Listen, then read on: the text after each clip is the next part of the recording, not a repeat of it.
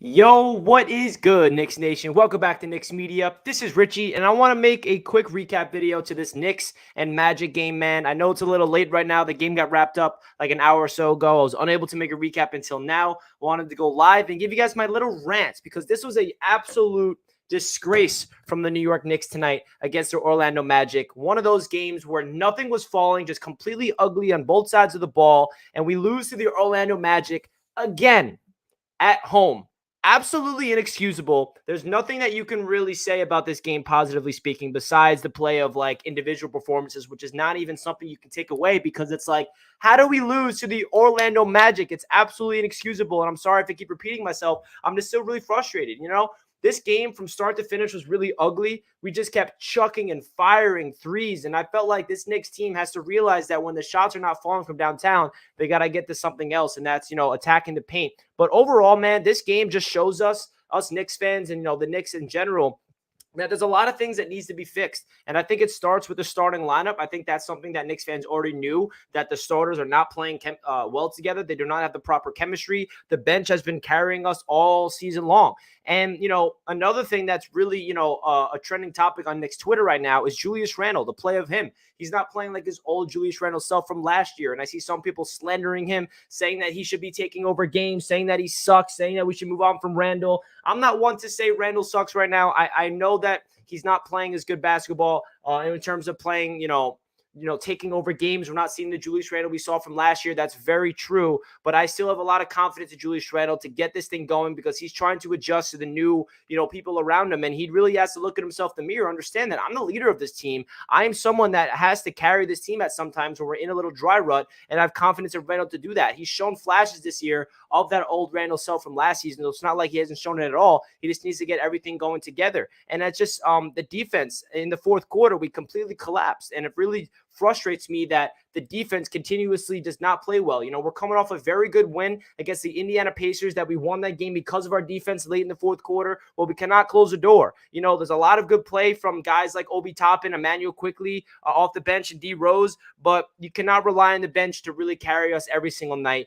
Every single game, it seems like the plus and minus is in the favor of the bench and not the starters. It's just completely a nightmare for the Knicks right now. But, these games it's early in the season. We're now 8-7.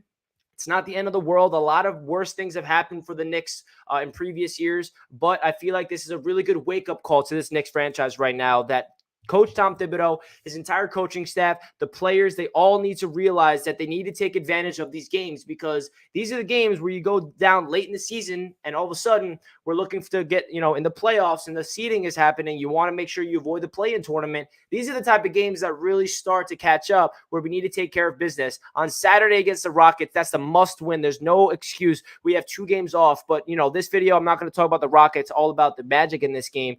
Evan Fournier is continuously not existent. Only 20 minutes of action. He's not getting any minutes in the fourth quarter. Tom Thibodeau doesn't trust him. Same with Kemba Walker. Kemba Walker and Evan Fournier, the starting backcourt, they're not finding their stride, and that's definitely a big concern. And then the other starters, RJ Barrett, he had a slow start to the game, but he finished strong. He really showed up big time in the third and fourth quarter. His shot was not falling from downtown at all tonight for RJ Barrett, but he did finish with 17 points, 9 rebounds, and 5 assists. And we want to see RJ Barrett continuing that aggression. I actually, when RJ Barrett started to click, I had noticed this.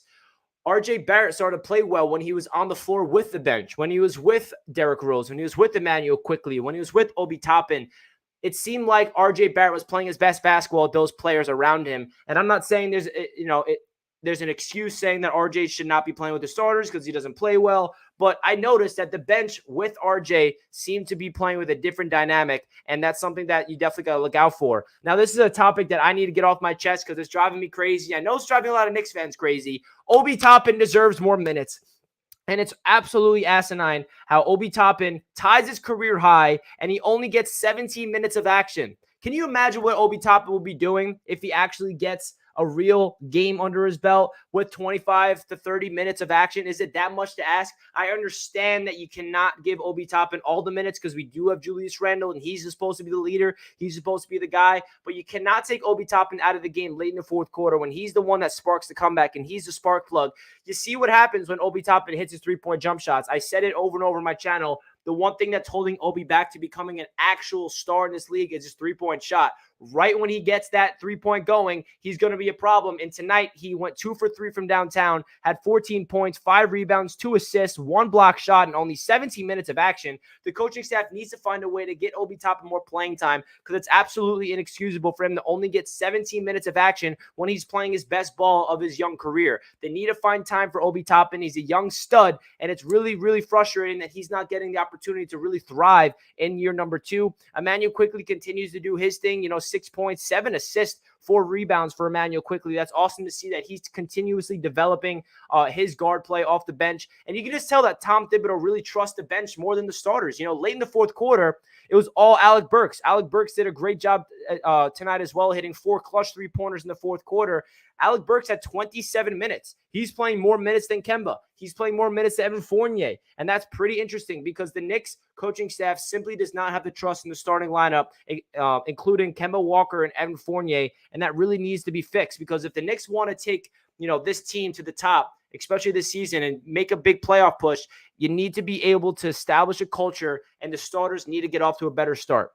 The good news, guys, is that this is early in the season. Like I said earlier, we're 8-7. It's the beginning of the year. We're not even at Christmas right now. So we have every right to be, overreactive. We're going to get upset over these terrible losses. We're going to be, amazed by any type of win. But these are the type of games that the Knicks really have to realize that you need to build on these. You need to look back at the film and understand that you cannot let the youngest team in the league, and the Orlando Magic, beat us twice on our home floor. That's another thing that needs to be worked on. Defending home court, that needs to be in the Knicks' favor. We play at the world's most famous arena for a reason, and the Knicks are not defending home court at all. And that's a big concern. It's definitely concerning where we're at right now, but I'm not too concerned in terms of longevity of the season because if you look back at last year, the same thing happened. The Knicks were 5-8. The Knicks were at one point like 5 games below 500, and then all of a sudden things started to click. And I feel like now that we have a new, personnel in the starting lineup, it's going to take time for these players to gel and get chemistry together because that's what you can see is lacking big time is the chemistry